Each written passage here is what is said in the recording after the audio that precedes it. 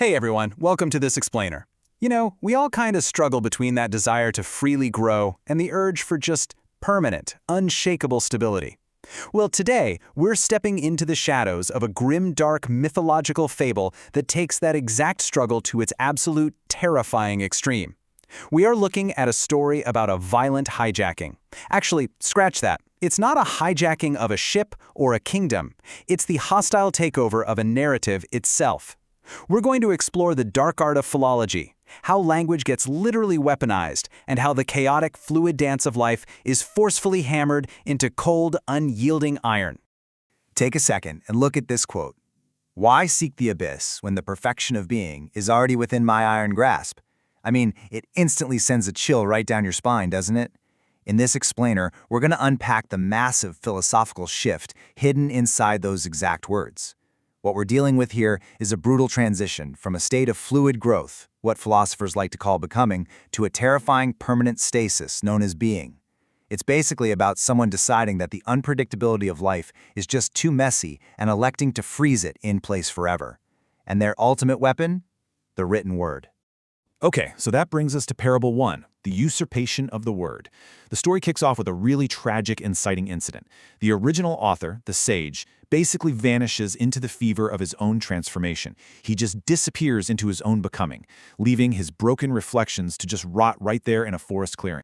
Right, let's dive into this dichotomy, because this is where the conflict really ignites. From the shadows of the margins, a new figure steps up, the Faustbuch Übermensch. He acts as this relentless sentinel of pure willpower, and he looks at the dancer's fluid annotations, that wild Dionysian chaos of natural growth and freedom, and he just rejects them entirely. The sentinel declares that the dancer's hand no longer guides these pages. He actually takes up the iron pen of the builder and literally strikes through the chaotic narrative. He officially hijacks the story to dictate reality itself and become the absolute architect of stasis.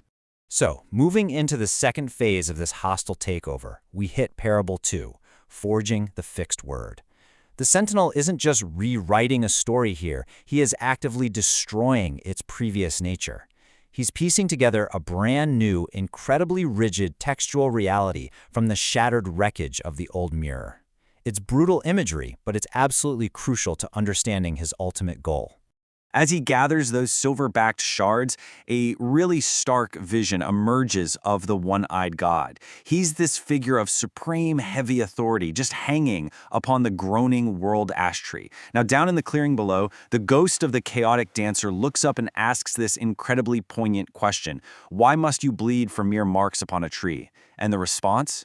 Oh, it is chilling. The All-Father replies with a voice that literally sounds like splitting timber. You can just feel the heavy sensory weight of that sound. He declares that the wanderer does not dance upon the wreckage of his own throne. Essentially, there is no more dancing here.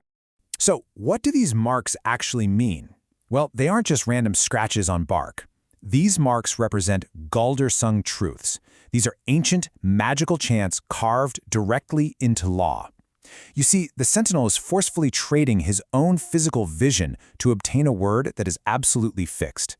He wants immutable marks that will survive what he sees as the shifting, frivolous winds of human interpretation.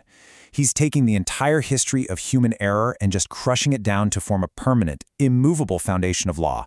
Have you ever just wished for absolute certainty in life? Well, this is the horrifying cost of it. Now we shift into Parable 3, the spear of directed aim. We're going to focus on how this philosophical stasis physically manifests beneath the groaning weight of the world ash. Because to anchor this brand new reality, you need an instrument. And that instrument is Gungnir, the Sentinel's mythological spear. Its entire purpose is to transform a vague vow into a physical, purposeful wound.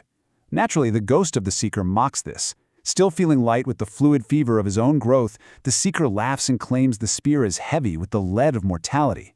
But the Sentinel? He views this weight entirely differently. To him, weight isn't a burden, it is a necessity. Gungnir is his iron stylus, and he uses it to write reality itself and establish a permanent, immovable order. And this brilliantly illustrates the physics of stasis.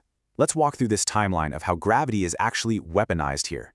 In minute 1, the seeker is reveling in that light, chaotic motion of a fluid fever. But by minute 2, the Sentinel clutches Gungnir, representing a will that is already firmly decided. Notice what happens next. In minute 3, we see the Sentinel's dark genius at work. Gravity is utilized to launch the arrow rather than being a weight that drowns a swimmer. And finally, by minute 4, that chaotic motion is permanently locked down. The sentinel literally uses gravity to build a foundational temple out of what the dancer mistook for a cage. Which brings us to the final, frankly horrifying aftermath of our hijacked codex. Here we are at Parable 4, the Temple of the Frozen Zenith. The story, the text, the very world itself, it no longer records the Seeker's flight.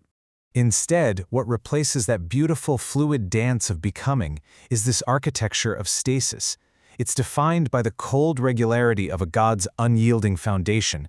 The sentinel doesn't just, write on parchment. He violently carves his law directly into the living bark of the world. It is an absolute, immovable brutality. These letters are fixed permanently, intentionally designed so that the shifting, ever-changing seeker can never erase or alter them. The story as we knew it is dead. Only the law remains. Now, what's really interesting about this is the sheer arrogance of permanence. Just listen to what the Sentinel proclaims to the Frozen Zenith. I have built a permanence that is not a throne, a word that remains legible long after the dancer has vanished. Think about that. He doesn't just want to rule, he wants to outlast the very concept of motion. He has built a monument of words, specifically designed to outlive the human spirit that originally penned them. It goes to show that the pen truly can be a weapon of mass containment. Let's slowly pace through these final, tragic steps. It all starts with the clock arrows above the Sentinel's brow physically ticking backward. And through this, the very memory of the horizon, the possibility of a future, of any new frontier, is systematically siphoned away. What's left? Total stasis in a kingdom that absolutely refuses to turn. The Sentinel achieves his goal, sure, but at a terrible cost. He reigns merely as a pillar of salt. The runes have been fully weaponized against the spirit of the Overman, crushing any potential for human overcoming and ensuring that true growth is dead forever. Which leaves us with this final, incredibly provocative question to ponder. If absolute permanence traps us in total stasis, is the safety of an iron foundation truly worth the death of the dancer's horizon?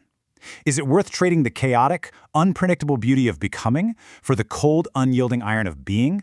I'll leave that up to you to decide. Thank you so much for joining me in unpacking this incredible explainer today. Until next time, keep questioning the foundations around you.